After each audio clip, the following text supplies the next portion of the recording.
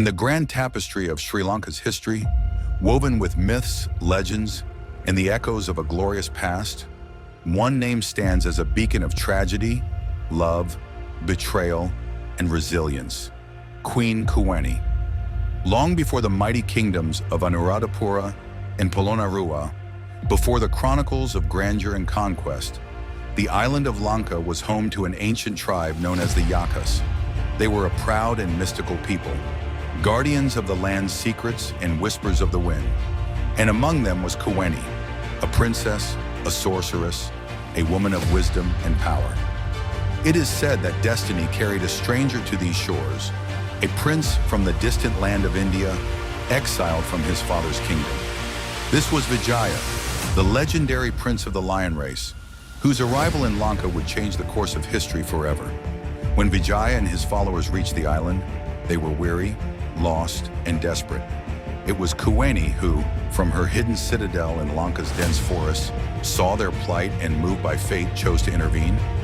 Using her magic, she subdued the men who posed a threat, but in Vijaya she saw something more than just an invader. She saw a king.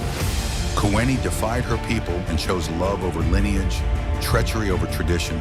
She helped Vijaya conquer the land, betray her own kind, and lay the foundation of a new kingdom. Together, they built the first seeds of civilization in Lanka. She bore him children, a prince and a princess, in the hope that she would be his queen, his partner, the mother of a new royal bloodline. But fate, as it often does, had cruel intentions. The echoes of courtly politics reached Vijaya's ears, whispering that a Yaka woman could not be the queen of a great empire. He was advised to send for a princess from the royal line of India to be his true consort. And so, in a moment of heart-wrenching betrayal, Kuweni was cast aside, abandoned by the man for whom she had sacrificed everything. Heartbroken and humiliated, she took her children and fled to the wilderness. But destiny was not yet done with her. Her own people, the Yakas, saw her as a traitor, and in their rage they ended her life, leaving her children orphaned and lost. Yet Kuweni's legacy did not fade into the shadows of time. Her children are believed to be the ancestors of the Vedas, the indigenous people of Sri Lanka, who carry traces of her blood and spirit in their veins to this day. She remains a symbol of love sacrifice, of power undone by betrayal, and of a mother who lost everything in the name of love.